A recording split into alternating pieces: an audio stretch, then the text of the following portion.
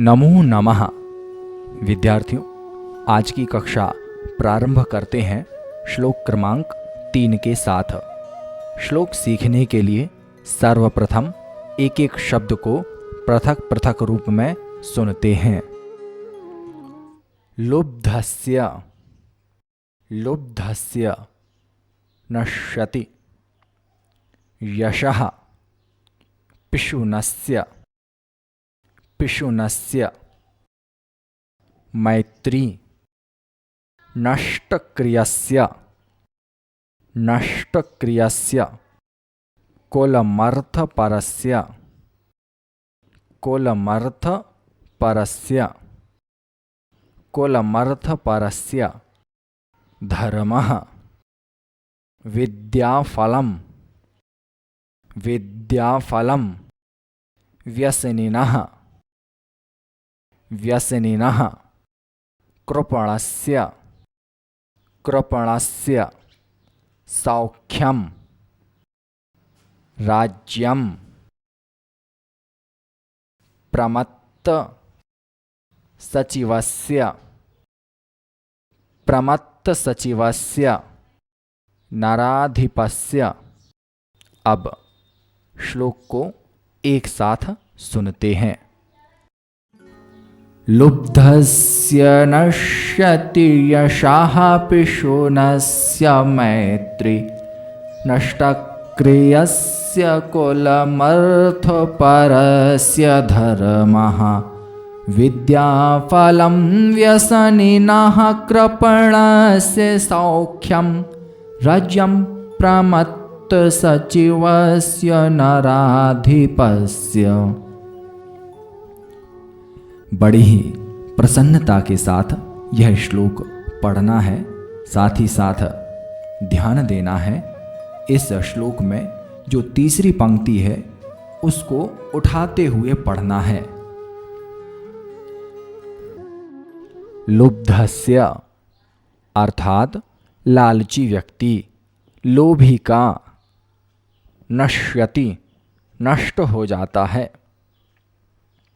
यशः अर्थात प्रसिद्धि, पिशुनस्य चुगलखोर का, मैत्री मित्रता, नष्टक्रियस्य जिसकी क्रिया नष्ट हो, कुलम अर्थात कुल, पितृपक्ष का, पिताजी के पक्ष को बोलते हैं कुल, अर्थपरस्य जो मात्र धन चाहे, धर्मः धर्म, विद्याफलम विद्या का परिणाम, विद्या का फल, व्यसनिनः बुरी आदत वाले का, कृपणस्य कंजूस का, सौख्यम सुख, राज्यम साम्राज्य,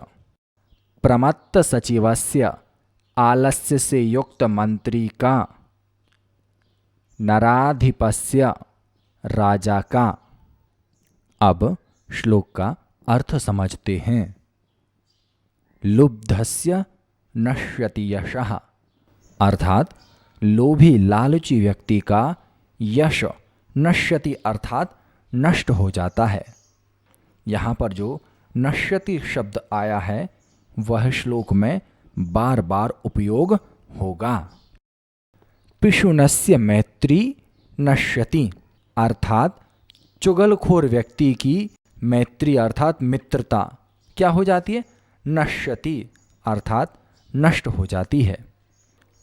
नष्टक्रियस्य कुलम अर्थात जो व्यक्ति अपने कुल की क्रियाओं का पालन नहीं करता उस व्यक्ति का कुल नष्ट हो जाता है। अर्थपरस्य धर्मः और जो व्यक्ति मात्र धन कमाना चाहता है ऐसे व्यक्ति का धर्म नष्ट हो जाता है। विद्याफलम व्यसनिनः व्यसनी व्यक्ति अर्थात जिनके अंदर बुरी आदतें होती हैं ऐसे व्यक्तियों की विद्या का फल नष्ट हो जाता है।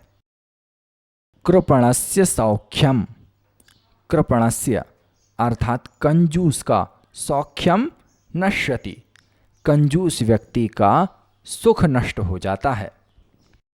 राज्यम प्रमत्त सचिवस्य नराधिपस्य, जिस राजा का मंत्री आलस्य से युक्त हो, आलसी हो, उस राजा का राज्यम नश्यति, उस राजा का राज्य नष्ट हो जाता है। यह तो हुआ सामान्य से अर्थ। थोड़ी सी विस्तृत जानकारी देखते हैं। जैसे लिखा है सबसे पहले, लुब्धस्य नश्यति यशः, जो लोभी व्यक्ति है उस व्यक्ति का यश अर्थात प्रसिद्धि नष्ट हो जाती है। कहा जाता है ना संसार में, जो व्यक्ति ज्यादा लालच करता है तो लालच बुरी बला, अर्थात वह व्यक्ति इस संसार में फिर अपने यश और प्रसिद्धि को प्राप्त नहीं कर पाता, हर जगह उसकी बदनामी होने लगती है। फिर लिखा है पिशुनस्य मैत्री नश्यति, जो चुगलखोर व्यक्ति होते हैं उनकी मित्रता नष्ट हो जाती है।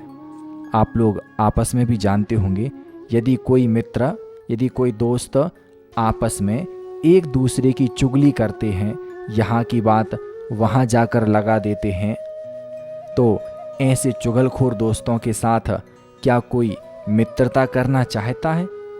कोई भी मित्रता करना नहीं चाहता। तो ऐसे पिशुनस्य अर्थात चुगलखोर की सभी के साथ मित्रता नष्ट हो जाती है। नष्ट क्रियस्य कुलम, जैसे किसी व्यक्ति के कुल में किसी एक प्रकार के धर्माचरण, किसी भी प्रकार के समाज सेवा आदि कार्यों का वर्णन किया हो, और यदि वह व्यक्ति उस प्रकार की क्रियाओं को नहीं करता है तो उस व्यक्ति का कुल नष्ट माना जाता है।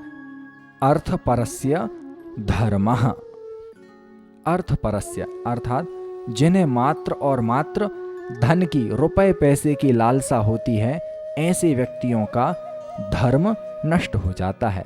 किस प्रकार? जैसे मान के चलिए एक व्यक्ति है, उसे किसी व्यापार में, बिजनेस में बहुत ज़्यादा फायदा हो रहा है और वह चाहता है कि हमें और ज़्यादा पैसा चाहिए, और ज़्यादा पैसा चाहिए, तब वह व्यक्ति अपने सभी धार्मिक कार्यों से भी अधिक रुपए पैसे को महत्वता देने लगता है। इस प्रकार से वह अपनी सभी धार्मिक क्रियाओं से दूर हो जाएगा, तो उस व्यक्ति का धर्म नष्ट हो जाएगा। फिर वह ना तो मंदिर जाने की सोचेगा, ना बड़े जन के सम्मान की सोचेगा, गुरुजनों के आदर के भी नहीं सोचेगा, सिर्फ और सिर्फ वह मात्र और मात्र पैसे के बारे में ही सोचता है।